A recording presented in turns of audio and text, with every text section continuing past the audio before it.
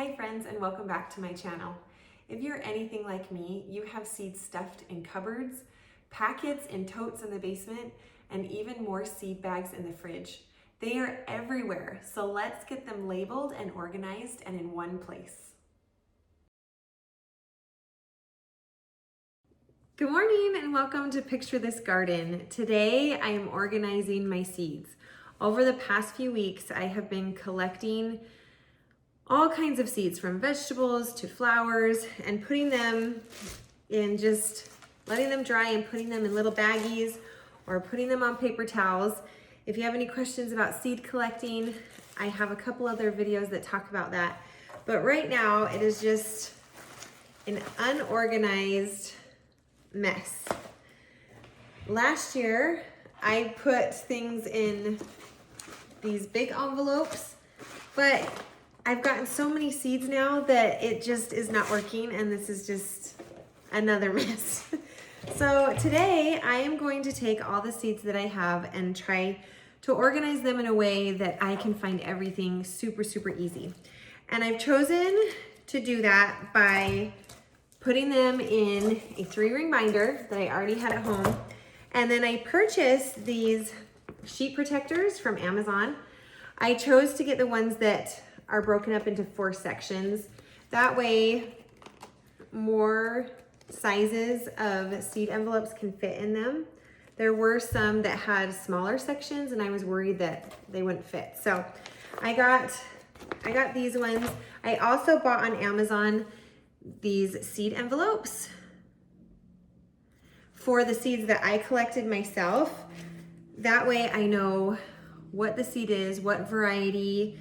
I can also write down the date that I collected them, if they need cold stratification, which, really quick, cold stratification, there's just certain seeds that need a period of cold before they will grow. A few perennials are like that. And a great example of that are tulip bulbs. They need to be cold for so many hours before they'll grow. Obviously, I'm not doing bulbs today, I'm doing seeds, but that's just off the top of my head what a great example for that. Okay, I'm gonna get to labeling these and then we will organize based on type: flowers, vegetables, annuals, and perennials.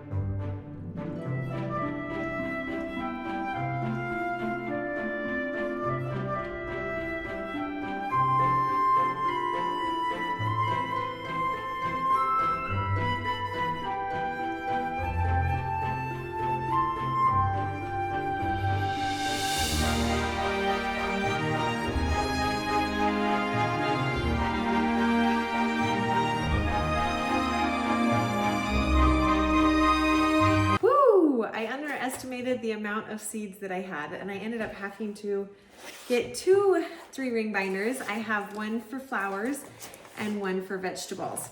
So the way I ended up breaking it out was with the flowers, I have it start with cool season flowers. Those are ones that you can put out before your last frost.